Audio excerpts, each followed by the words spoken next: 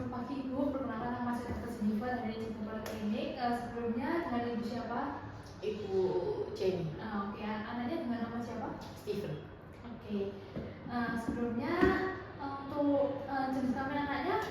Ya, laki-laki. Laki-laki ya. Kemudian untuk anak tempat tinggalnya di mana Ibu? Di sini aja di Dilan. Oh, di sekitaran Ibu. Kemudian anak Ibu datang ke sini dengan keluhan apa Ibu? Ini rewel nggak mau makan, nggak mau minum ASI. Oke, untuk nggak mungkin masih sejak kapan Ibu? Baru kemarin malam sih, makanya saya panik tak bawa sih. Oh, baru kemarin malam ya. Selama nggak mau minum ASI itu ada muntah mual? Iya, muntah. Mual, ada diarenya? Iya, diare. Sudah diare ya. Diarenya muncul ketika nggak mau minum ASI-nya. Iya, sejak dia mogok kemarin malam itu terus diare saya. Oke. Sebelumnya apakah sudah diberi obat-obatan sendiri sama Ibu? Enggak. Belum ada ya. Oke, untuk penyakit dahulunya apa pernah mengalami infeksi sebelumnya? Enggak tahu juga sih, baru 4 bulan juga. Untuk alergi apakah ada alergi susu gitu Ibu? Enggak. Nggak ada. Pernah masuk rumah sakit sebelumnya? Enggak.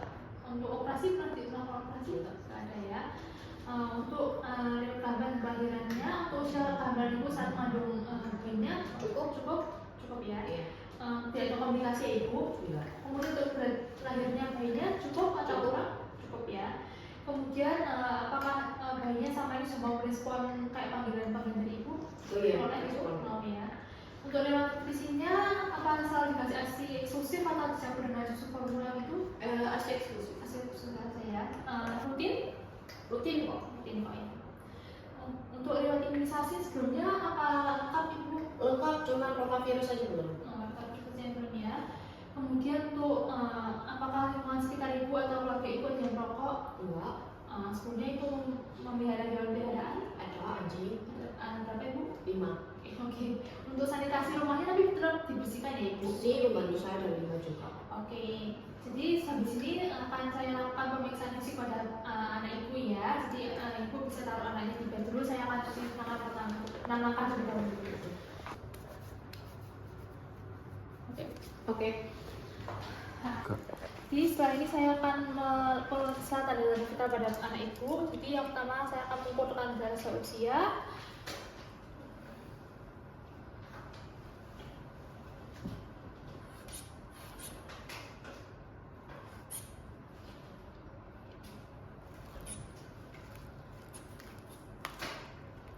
Oke, untuk tekanan darahnya darah 100/56.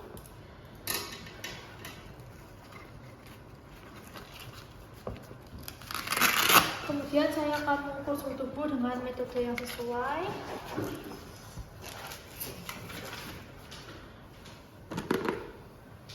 Seperti ini. Oke, untuk suhu tubuhnya didapatkan 36 derajat Celcius. Kemudian saya akan menghitung frekuensi denyut jantung dengan tepat menggunakan stetoskop selama 1 menit penuh.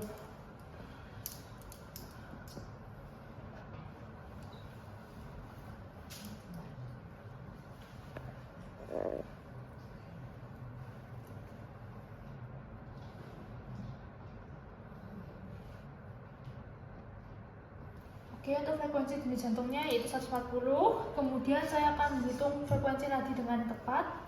Saya akan melakukan palpasi pada arteri radialis atau brachialis. Oke, ditemukan frekuensi nadinya yaitu 90. Kemudian saya akan menghitung frekuensi nafas bayi dan menilai pola pernafasan. Pola pernafasan pada bayi ini normal, tidak ada takemia dan retraksi, dan frekuensi nafas bayinya ini adalah 30. Kemudian saya akan menilai perfusi kapiler yang normal adalah kurang dari 2 detik. Oke, kurang dari 2 detik ya, dan saturasi oksigen.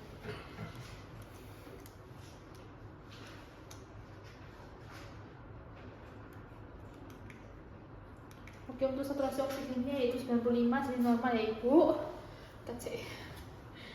Selanjutnya saya akan melakukan pemeriksaan dari kepala hingga ke kaki. Yang pertama-tama saya akan melakukan pemeriksaan pada wajah. Jadi wajah bayi ini harus tampak simetris.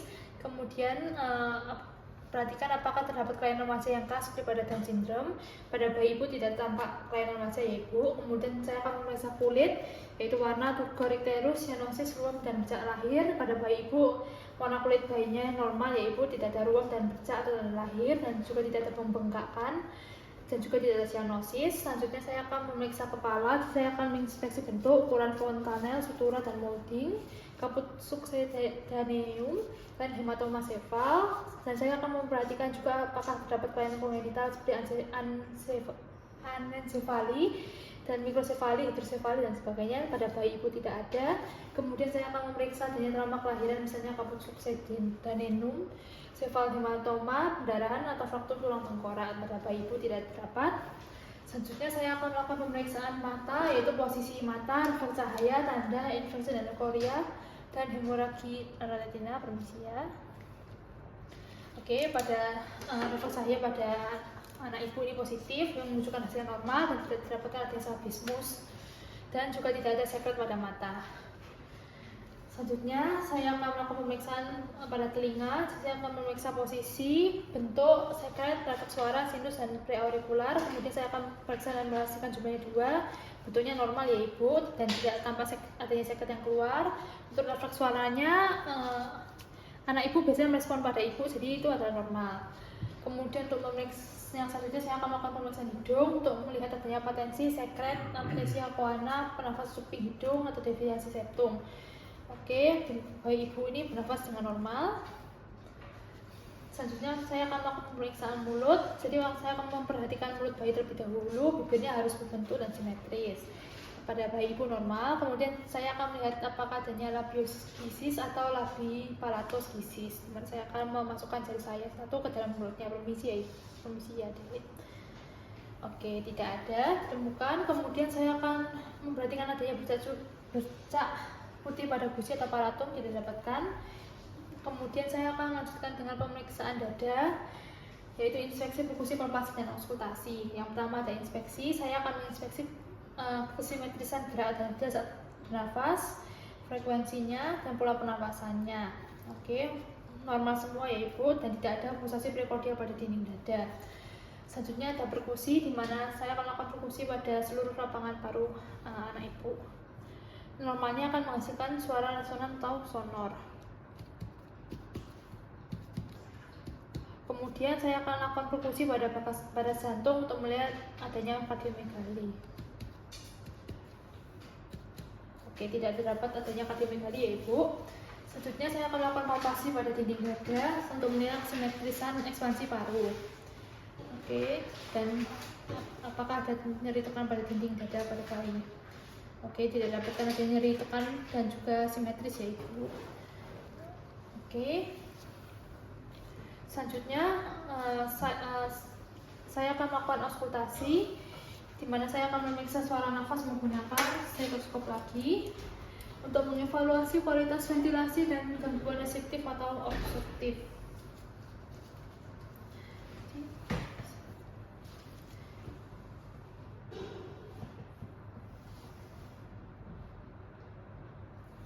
Oke, untuk tidak ada bunyi tambahan jantung ya ibu pada anak ibu.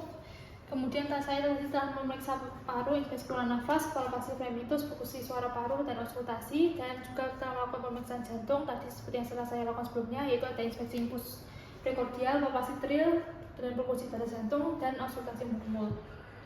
Kemudian saya akan melanjutkan dengan pemeriksaan abdomen. Yang pertama ada inspeksi distensi, auskultasi bising khusus, perkusi massa atau palpasi hiperania. Yang pertama saya akan melakukan inspeksi. Jadi saya akan memeriksa bentuk abdomen. Abdomennya tampak bulat dan berarti adalah normal. Kemudian tanda kulit abdomen tidak dapat ikterus atau striae, dan nilai tali pusatnya sudah lepas ya ibu dari badan bayinya. Dan untuk yang kedua ada auskultasi, di mana saya akan memeriksa bising khusus pada abdomen dan menilai apakah terdapat fluid vaskular pada aorta abdominalis. Oke, tidak dapatkan adanya fluid vaskular pada aorta abdominalis. Selanjutnya saya akan melakukan perkusi pada seluruh abdomen. Perkusi normal akan menghasilkan suara timpani.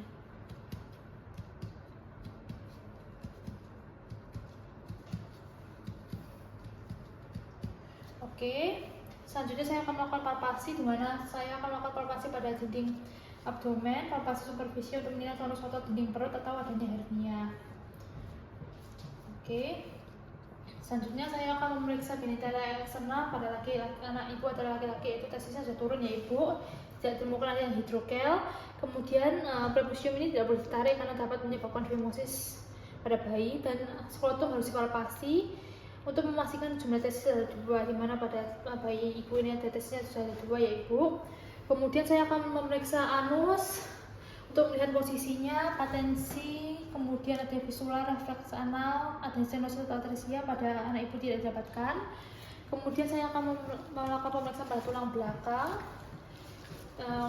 Periksa vena dengan cara memiringkan bayi, palpasi adanya tanda-tanda formasi vena bifida, pembengkakan, lesung atau becak kecil berambut yang dapat menunjukkan adanya abnormalitas pada bayi ibu tidak ditemukan. Kemudian saya akan melakukan pemeriksaan ekstremitas, di mana adanya kedua ekstremitas pada bayi ibu ini simetris ya ibu, tidak ada yang tidak normal. Kemudian panjang kedua kakinya akan saya luruskan dan bandingkan. Oke, kedua tungkai harus dapat bergerak bebas, pada ibu masih bergerak bebas. Kemudian saya terakhir akan melaporkan hasil anamnesis dan pemeriksaan fisik dengan sistematis dan detail, dan menjelaskan hasil pemeriksaan pada orang tua dengan bahasa yang jelas dan edukatif, dan memberikan edukasi terkait perawatan bayi atau anak sesuai dengan temuan pemeriksaan, serta mendokumentasikan hasil pemeriksaan di rekam medis dengan lengkap.